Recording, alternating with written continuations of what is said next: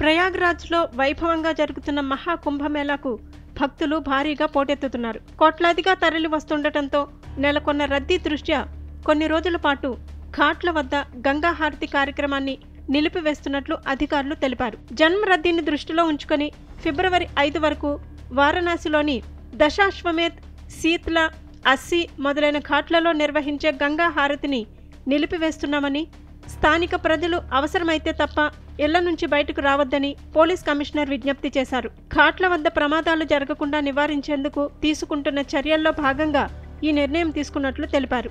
ప్రయాగ్రాజ్కు వచ్చిన భక్తులు వారణాసికి పెద్ద సంఖ్యలో వస్తుండటంతో కొందరు ప్రయాణికులు వారణాసి, బనారస్ రైల్వే స్టేషన్లలో చిక్కుకుపోయినట్లు అధికారులు వెల్లడించారు. దీంతో ఆయా ప్రాంతాల్లో ఎటువంటి ఘటనలు జరగకుండా భద్రతా బలగాలు నిరంతరం గస్తీ తిరుగుతున్నాయని తెలిపారు.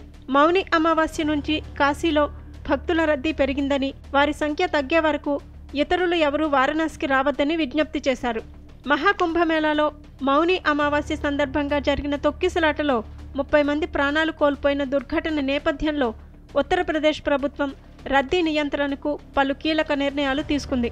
ఈ క్రమంలోనే కుంభమేళా ప్రాంతంలోకి వాహనాల రాకపోకలను నిషేధించారు. వివిఐపి స్పెషల్ పాసులను రద్దు చేస్తున్నట్లు అధికారులు తెలిపారు. ప్రయాగ్రాజ్ పొరుగున ఉన్న జిల్లాల నుంచి వచ్చే వాహనాలను సరిహద్దుల వద్దే నిలిపివేయనున్నారు. భక్తుల సౌకర్యార్థం వన్-వే ట్రాఫిక్ వ్యవస్థను అమల్లోకి తెచ్చారు.